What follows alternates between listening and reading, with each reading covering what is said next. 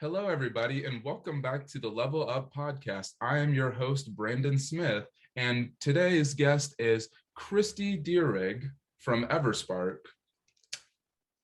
All right, now before we get started today with our special guest, I wanted to remind you all about what LevelUp is all about. LevelUp is a podcast dedicated to facilitating raw, thought-provoking, and sometimes challenging discussions with professionals of a variety of different industries and practices.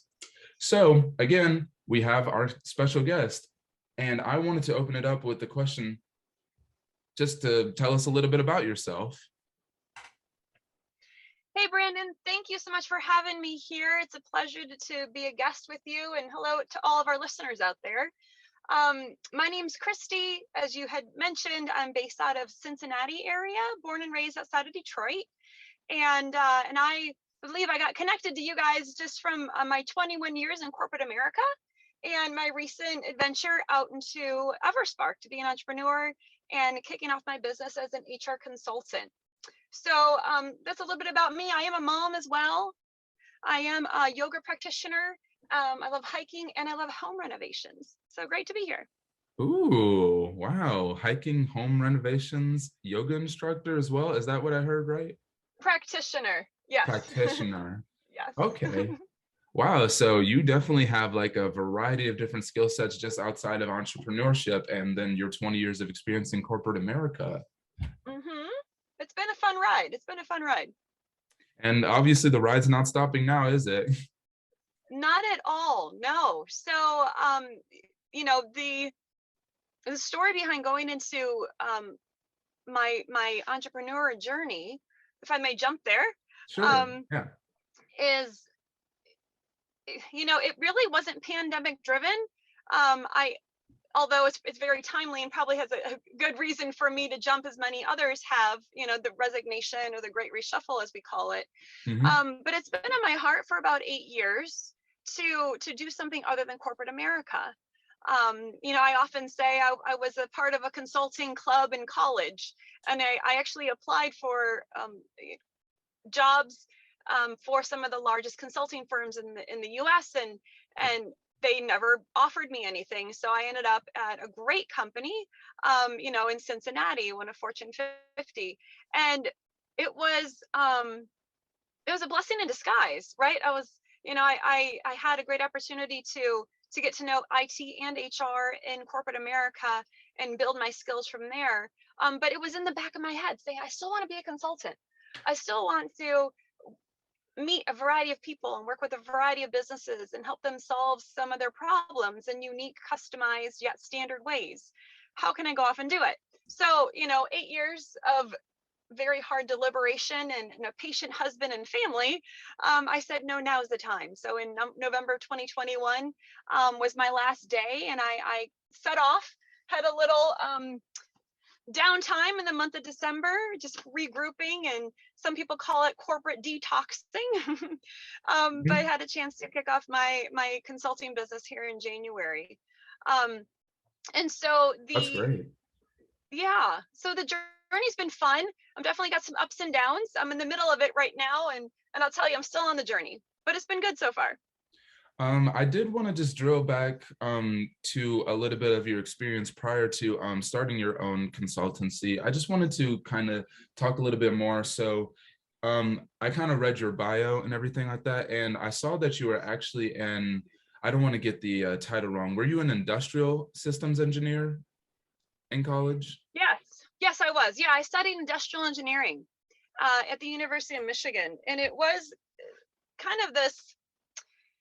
Some people go off to school and they say, I'm going to be a doctor and I'm going to do pre-med, right? Mm-hmm. And for me, it was like, I love math and science, and I play a musical instrument. Where do I want to go? And didn't quite have a direction, but I knew in general the things that I was good at or drawn to, and so industrial engineering it was. And I was exposed to manufacturing environments, and growing up in Detroit, so definitely automotive was a big sector there, and yet I didn't feel like I fit.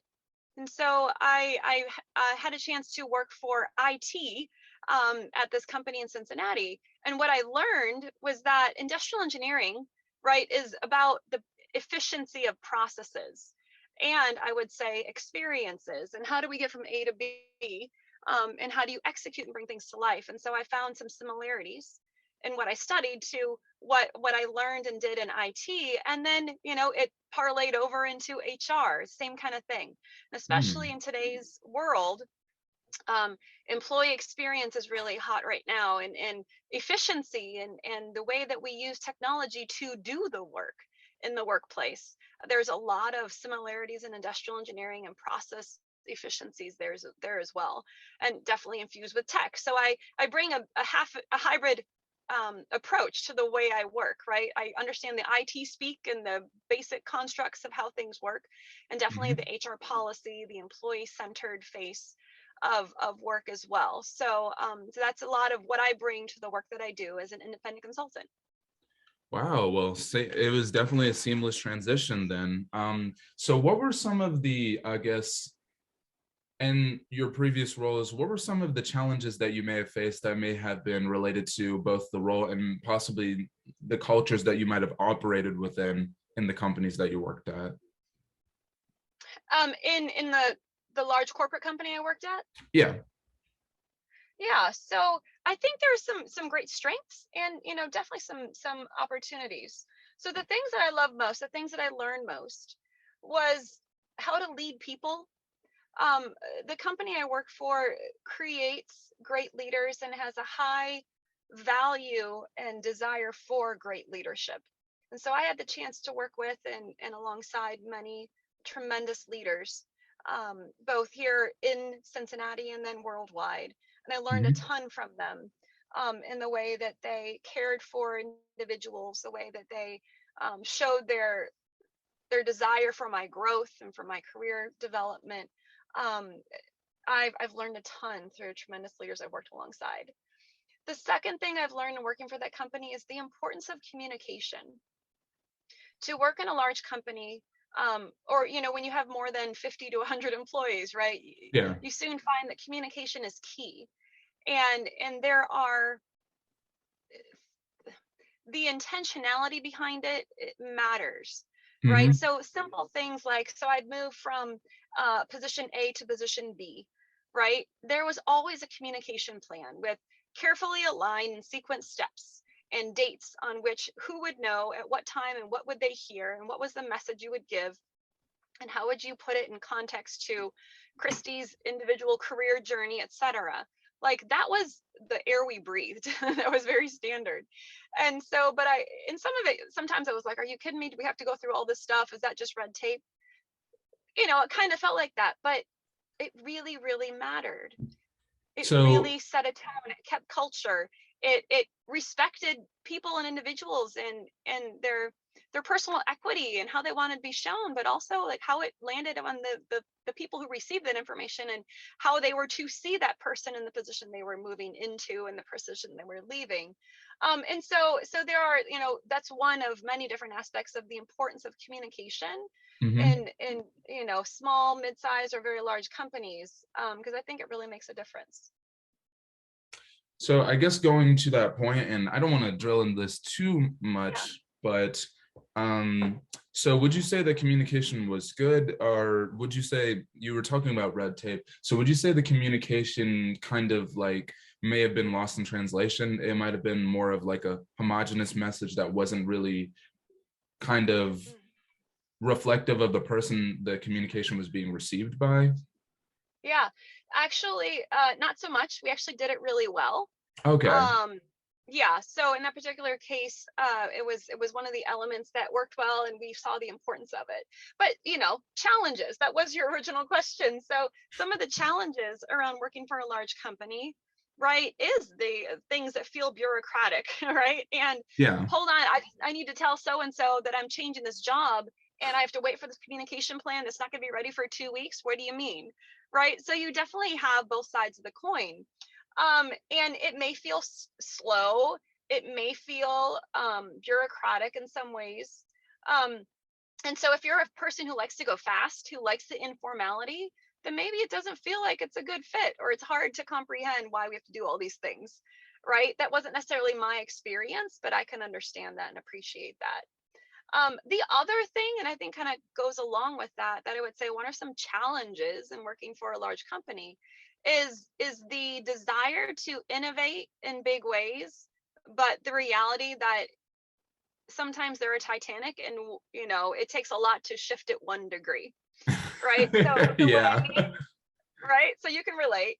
And what I mean by that, right, is I saw some big corporate initiatives come to life, and they were things that would be heavily rooted in our talent management systems, Hmm. right? So we'd set up big, bold visions of these are the trends, and this is what we want, and we want to have a culture where people feel safe and they feel heard and they can make mistakes, and we invite all types of diverse perspectives and innovation and so on. And it absolutely was true to our culture, right? Oh, that's But it wasn't great. to but it wasn't always to the extreme that call it your fast startup tech companies or even Googles of the world would have the ability to really, pivot and transform and be different. And so what this big bold vision was set out to do, when it comes down to it, after weeks and months and you get into the details and you sort out what's possible, et cetera, is that it turned into like one tiny degree of change from where we stood, right? Oh, It used to be a number system, now it's a phrased system. It used to be, right, like we would pay for performance, and now we actually we still pay for performance, but it's a slightly different vector, right? Or things like that. I see what you're Versus saying. fundamentally shifting the way that we reward our high achieving individuals, right? And doing it completely disassociated from performance management. I So see. Okay. yeah. Okay. And so I would say in large corporations, um, there is so much that's baked into the way that things operate, because it's such a big system, a big organization, and you need the standards and systems in order to operate, right, along many different people and many different geographic locations. So that ability to innovate quickly, when it's rooted in things that are very deeply rooted into your culture and systems, is hard to do, right? And yet there were some great innovations that came to bear, that were about pivoting into a growth mindset versus a fixed mindset, and creating a culture of feedback and inclusion. And we were actually very good and kind of on the forefront, if I could declare that, on the DE&I initiatives that we did, right? So it's not impossible, but where I was really looking forward to a full transformation of performance management, et cetera, Mhm. what netted out didn't feel very different from where we were. And so, but I think that's true in many large companies. Like, there's a strong desire to innovate in big ways, but there's also a truth to who you are, and how, and what does it take to get there, and is it worth the disruption so much, if it's working more or less, you know what I'm saying? So I see what you're saying. And, from my personal perspective and my professional career, I actually operate as an IT internal auditor. And mm, I understand the perspective of things may not be moving as fast as they could be, or may not be working as efficiently as they could. But in an ironic way, I guess, being an auditor, I'm one of the individuals who makes it a little bit harder to move as fast as we possibly could. So I guess it's sure. hard for me to really speak on that then. That's my job. Well, I mean, that's a fair reflection there, Brandon. And, I think the reality is, in the big scope of things, it takes everybody, right? You have to Mhm. have somebody who's ready to move fast, and you need to balance that with somebody who's ready to move slow, or is required to move slow, right? You need the checks and balances, and you need the envelope pushers, because in the middle is where that those new ideas and the new opportunities reveal themselves. So and sometimes it's hard to see that in the midst of doing it, right? You're like, Yeah. nobody listens to me, I'm just trying to do my job, and they're like, go away, Brandon, I don't want the IT auditor coming in and looking at my stuff, or whatever. You'd be very accurate in that summarization. Yes, yes, right, the checks and balances, they show me what I'm doing wrong, nobody wants to hear that. But yeah, there's ways to go about doing it, but it's the healthy tension in the middle where I think is where, business is able to grow and sustain positive growth. Well, that speaking of that, operating as a consultant, do you feel like some of those challenges are kind of lifted away from you, seeing as like you're not really operating within a company, but you're providing these consultative services? So,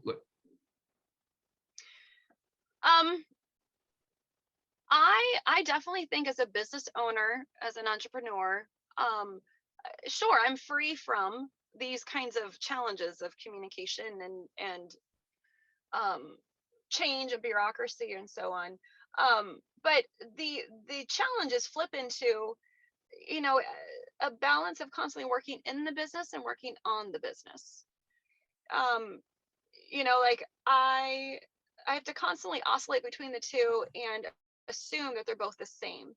So what I mean by that is, I am in the middle of creating my market, my marketing materials, my sales materials, and my sales pitch, essentially, right? In the spirit of who am I selling to and what am I selling? And that can be termed as market research. So, so am I going off and talking to people, holding focus groups, attending as many seminars as possible and asking as many questions as possible and so on to get those needs?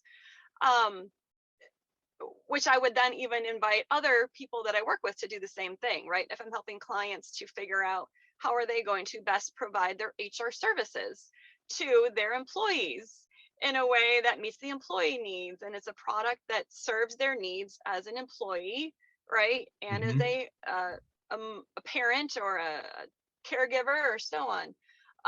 And so I have to often ask myself, as I'm building my business, am I doing the things that I would guide my clients to do?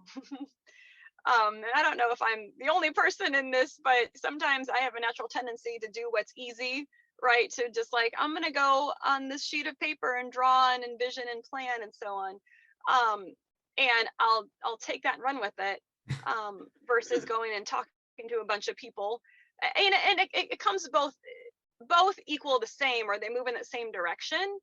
But I have to constantly make sure I'm practicing what I preach, kind of thing. Yeah. Can you relate at all, Brandon?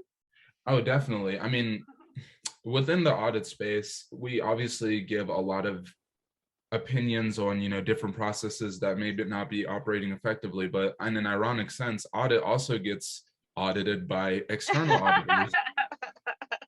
And if there's one thing, if there's one thing that I can say, it's that it's very ironic for an auditor to get a finding based on like certain practices and stuff like that. I'm not confirming the company I work for, we have this, but in certain cases that might happen. And then the businesses that the business segments that we audit can look at us and say, well, if you guys aren't operating effectively, how can we trust that you're auditing us effectively? So Right. And sometimes I think maybe we don't give ourselves the benefit of the doubt, right? It's probably much better off than what we think, right? But exactly. Did your dentist have great teeth? Kind of thing, right? So I'm glad to hear I'm not alone in that. But it's it takes effort. Why do we not do those things? Because it just takes effort. Right. And of the time that we have during the day, at least my take on this is of the time we have during the day, right? It's very intentionally, I'm going to do the things that need to get done today, right? The things that will move me forward to that revenue, to that next client, to that, whatever. And do you give yourself time or do you even have the time to then go and do the things you need to do to keep your business organizing the way that you operate, right? So in order to have IT audit itself, right? I'm sure there has to be a team of people or a person on point for that who's going to say, now it's time for us to audit ourselves, or to build it into your daily routine so that you don't get too far off track, and there's just takes time and effort to focus on that. So it's just one more thing, maybe as an entrepreneur, we have to schedule or be mindful of or give ourselves intentionally set routines so that it doesn't fall away. I've told myself, for example, every end of the month, I'm going to go and reconcile my accounts and make sure that all my expenses are recorded. I did that January, I did that February. I'm behind for April, and I know May is fast approaching. But if I put in my calendar on that last day of the month, right, I'm only accountable to myself. There's nobody else telling me that I did or didn't do it. So I have to put it in my calendar and make sure that I set up that time to do so, and hold myself to that routine. And so I think being an entrepreneur requires some of that discipline as well.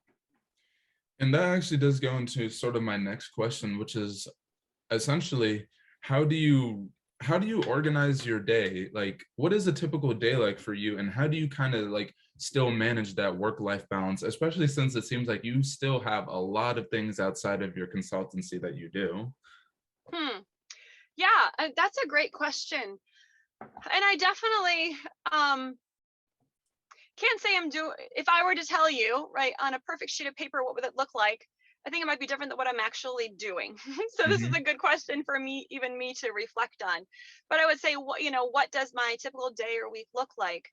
It is based on meetings that I have and people that I've met that I want to continue the conversation with. So I kicked off my business with my own personal network of people, or that my spouse knew, or so on, and each person gave me at least 8 or 10. There were about 4 or 5 people, and they gave me about 8 or 10 people to connect with, which was enough to get me started. Wow. And then those naturally roll into other people to connect with, and so on. And so a lot of my time has been spent just continuing those meetings. And from there, those definitely, move into client meetings and so on. But I also have partnership meetings. So, hey, this person's doing work similar to you. You guys might have some complementary referral opportunities.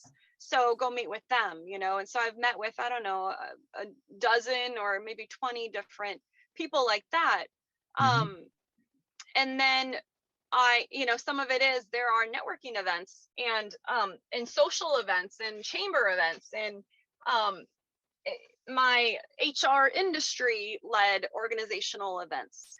And so I've been trying to figure out which of those are going to help me grow my business, get those clients, and how do I plug into those. So I'm still on a trajectory for those, and trying to do it so that it's not just a one-off, like, oh, I went to this meeting in March and I've never been ever again. I want to build relationships, to say I go to that every month and people start to know me and I get to know them, etc. And so that is my direction. Now, part of being able to do that and do that with confidence is due to the fact that I really know who my client is, which comes back to that marketing message, comes back to that business plan thing that I've been working on throughout. So I have a strategy. I'm also just taking action, moving in a direction and learning as I go, and allowing both of those activities to naturally turn into a intentional plan with rhythms and routines. Yeah. So that's kind of what I've been doing so far. The one fallback, and where I am right now, 6 months in, right? 6 months in, the one fallback I have is I don't have as many client meetings as I would like. I'm not in front of those people that I think are going to be interested in hiring me for those services. Yeah. So I need to make a big tweak here, and the other part is that I'm plugging myself into businesses, small businesses that exist that are reaching those clients and saying, hey, let me be the extra capacity or extra skill set that you don't yet have on your small consulting team, right? And there seems to be some positive traction there too. So I, I've learned along the way, but, and then I also give myself permission to go work out. Or this summer, my 4-year-old son he's off school for the summer. Preschool doesn't operate during the summer. So I figured out daycare options, and I said on Fridays, it's going to be a Joey day. His name's Joey. So, so I have the flexibility to do that.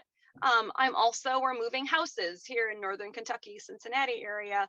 And I have the ability to just, I don't got to talk to anybody about having vacation. I'm just not working on those 4 days. We're packing up and moving. So you don't have to go on PTO. Right, exactly. So the lifestyle has been great. And in definitely building the business and having a regular set of clients has been a journey. And I'm learning as I go with some intentionality baked in. That's a little bit of how I would describe it. That's awesome. And one thing that I wanted to go back to really quick is just so, you're meeting your clients, you're having discussions with them, and I guess what is the overall mission of EverSpark that you'd be communicating to those clients, and ultimately you could communicate on this podcast? Yeah, thanks for the question. I'm happy to share. So my mission in life, the thing that I love most is to have workplaces that really value and include their employees. Personally for me and for my mom growing up and so on, I just think there's such a huge need for workplaces to allow individuals to feel heard, seen, and valued. And so I want to work with business leaders and HR leaders to bring that to life. What that means is I think there's some transformation that needs to occur in your small to mid-sized companies to enable that to happen from a system, standards, policies, and culture point of view. Mm-hmm. And that sounds like big, crazy, scary words, but let me just simplify it real quick, right? Is to choose to put your people first, their needs, wants, and abilities. To choose to put that first is can make all the difference. A lot of your business leaders, you can tell if they're about that or they're not, right? Are they about the money and the profit? Or are they about their people? And I don't think you can do both. I really think you have to choose one. And when you choose people, and I've read articles on this, and there's many companies like Marriott who have proven it. When you choose people, business will follow, right? That is And so very there's true. already okay, good. I'm so glad you see that as well. So I really fundamentally believe in that, right? And so there's just a choice and it starts with the leadership. From there, then it's, do you start to have the mechanics and cultural elements that allow that to exist and breathe life, right? So simple. Do you have a people strategy? Do you listen to your employees when you're rolling out benefits or work systems or your performance management or whatever it is HR listening to employees as they're designing services? Mm-hmm. It's a choice. Similar to me, right? Am I designing from a white sheet of paper? Am I designing based on listening to people? I can tend to go one way or the other, but I know there's so much value in going and talking to people and collecting their needs and wants in a way that reveals that solution, which might be totally different than where you were thinking you would go, right? It could be, Yeah. I'm going to go buy this software solution, and the employee's just saying, well, you just communicate via email every Friday. I mean, it literally could be that dramatic. And you wouldn't know it unless you were really able to and wanting to sit down and listen to your employees and ask them what do they really need.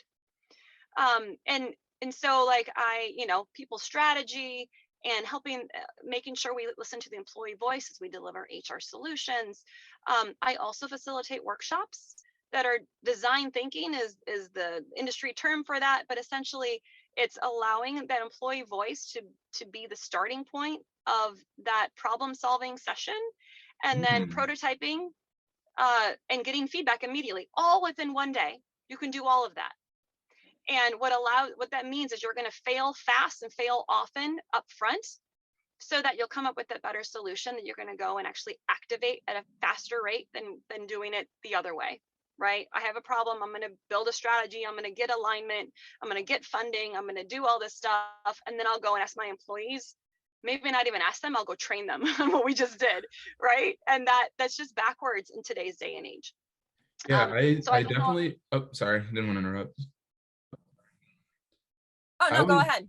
I was just going to say, what I do appreciate about like some of the services that you have just kind of detailed is that they actually focus more on a bottom-up approach as opposed to a top-down approach, because I definitely think getting that employee engagement ultimately leads to better results if you're integrating these different types of solutions, because people ultimately have been engaged from the beginning, so they're aware of it. They have, it's almost like an implicit user acceptance testing when you really think about it, because they're already integrated with the system that you're whatever you're piloting, you're developing, all that kind of stuff, and you can get real-time feedback from them. It isn't just like you said, we integrated the system and now I'm going to give you a piece of paper and you got to memorize it or you're fired. Like, it's nothing like that, which is Right. good. Right. And I love your IT speak there, Brandon. I'm right with you. Right. User acceptance testing, inclusion up front. Absolutely. It's so needed. And, and I'm still learning about what are the barriers that keep us from doing that. But, if anybody's afraid to go ask the user, because there's actually a funny cartoon I've seen once upon a time, is you go ask them and they never really know what they want anyway. And so, but I think it's an important step. It really, really is, because you can connect with their hearts and minds. You get to know their thoughts, emotions, and needs in a more holistic way that allows, I think, like you said, like the better design, the better change management plan, the better implementation plan, the better training plan, the better success measures. To say, we spent all this money in the software and we launched it. Are we getting what we hope to get out of it? So it requires more people to be involved up front with more intentionality, but I think the net result is much greater, right? A better investment, a better outcome with that. So I'm with you on that. And I guess just the last thing of what I do in EverSpark is just speaking engagements, inspirational writings, blogs, or messages around. My favorite actually is how to keep HR from being the janitor. And what do managers need to know about HR? I have this mental model that, like, hey, I just did a mergers and acquisition. HR, can you come make it happen? And I've heard about companies who do that, right? And HR is like, are you, I'm at the last mile. This is not doable at all, or 80, 90 hours of work in order to make it happen. Or, hey, manager and employee had this situation and it got so bad they need HR to come in and sort it out, right? Or fire the person or so on. I hear stories about that. And it's not all stories about HR, not every interaction with HR is like that, but I would love to see more of HR being less of a janitor and more of that collaborative partner up front. Right at the time that we're evaluating business acquisition, at the time that we're having these critical conversations with employees in moments of, mental wellness or just simple life stage things or simple work things. HR is equipped and capable of being a partner and a advisor, right? A coach, a guide, and if they're not, right, those are, every profession has them, but I also think HR profession, we also have upskilling opportunities too. And sometimes because the work that we are asked to do day to day doesn't allow us to build those skills because we're constantly stuck in the janitorial needs, right? So I'm passionate about transforming HR. And so doing speaking engagements and informing and inspiring in fun ways, folks in these areas to change paradigms. Well, that's great. And just going back to that point that you spoke about, it's unfortunate that companies what's kind of ironic is, I guess, based on everybody on this call, HR and IT are usually the two things that are seen most as overhead in a company, which is ironic because when something goes wrong, who are the first two groups that people usually contact? HR and IT. So it's just kind of funny, the irony of that, because like a lot of the times with these initiatives, you've had a lot more experience than me with this, but I think a lot of initiatives, they like, for example, buy a vendor, then contact IT about it later. And that can also be detrimental to a company. Oh, for sure. I can't. Yeah. This is equivalent of the M&A. I totally see that. Agree. And I love the fact that you put those side by side. Because not only is that my background, but I fundamentally agree on the parallel between them. Right. So I've seen IT at the company I work for go through a huge transformation in 2000s, right? 2005, 2006, and so on. And now I've seen some of my peers and leaders that I worked for as their HR leader out doing advisory services in the IT shared services analytics space. And they're finding that, IT is in many companies now part of the imperative of business growth and strategy, right? And they are, hey, I need to understand what what do we need to do in IT, or how do we grow our business through IT? And so they are right there at the table having that conversation up front. And, dare we even say that HR is now at that same level, at least under current conditions, right? Which is, I have too many open positions. I can't find talent, right? The skills of the talent is not matching the digital capabilities that I need of my workforce, et cetera, et cetera.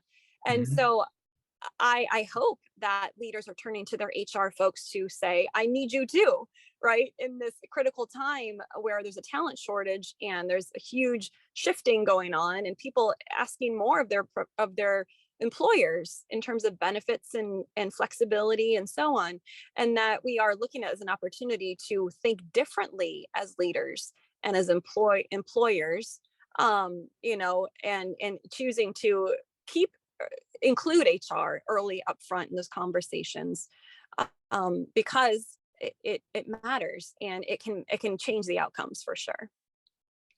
Definitely, I totally agree. I guess in closing, I wanted to just ask, first of all, do you have any final thoughts? I'm collecting them. Just a minute.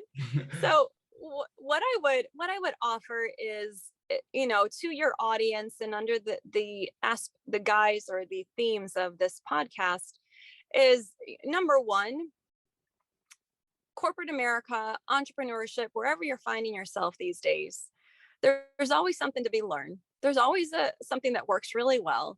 There's always something that's really frustrating, right? And through it all, the common theme is ourselves, right? And so what I'm finding is that freedom to choose, or freedom to choose where I spend my time or where I choose to emotionally give, right, is so important, because we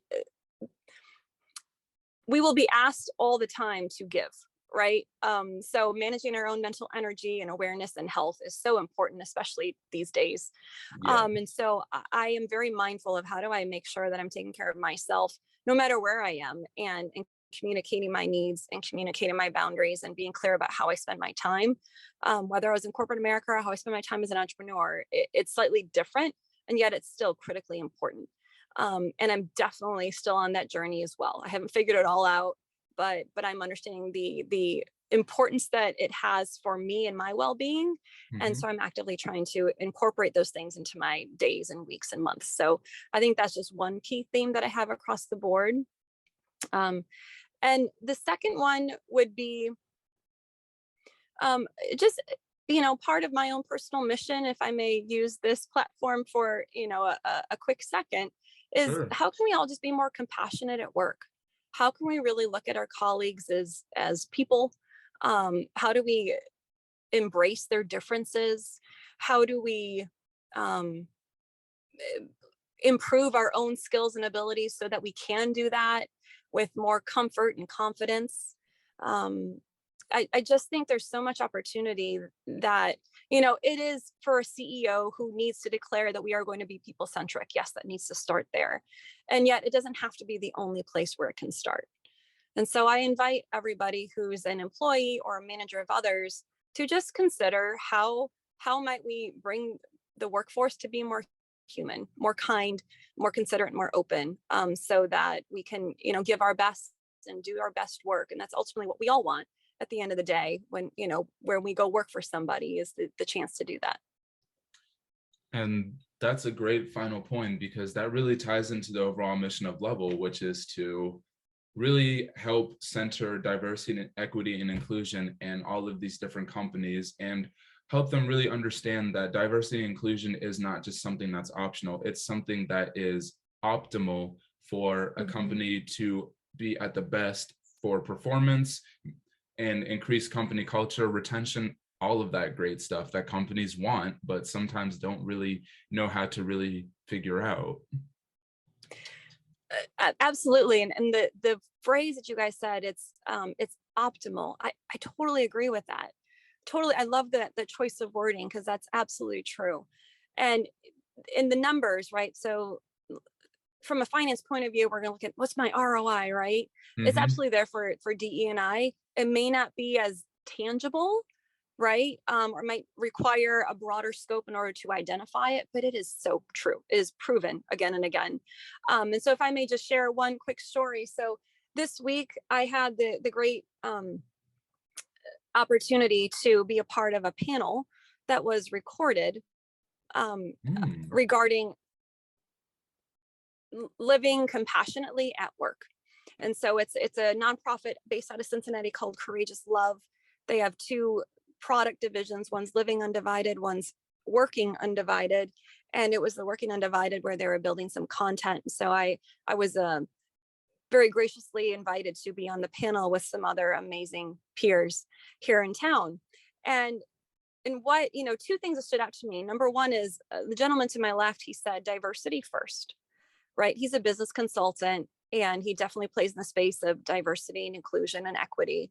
And when he said that, I was like, that's powerful, right? And I feel like that's just what you said in your phrase as well, Brandon, is that it's not a bolt-on, right? It's not an afterthought, after you think about your business goals and strategies. It's not an HR only kind of thing. It is diversity first. The numbers are there, it's proven there, and it will allow you to tap into the diverse talents of your workforce, which inevitably drives innovation and creative problem solving. And so I feel like that was a strong paradigm that stuck with me for sure, that I will be working with my clients and helping them think through that as well, even if it's not on their mindset, to encourage them and even challenge them to say, we're going to do diversity first, and here's what that means. The second one that stood out to me on this panel is just the very thin, almost non-existent line between life outside of work and life inside work. And those lines have been blurred more so in the last 2 years than ever before, right? Agreed. But even during the pandemic, when we were collectively experiencing horrible images on TV and on our phones and social media,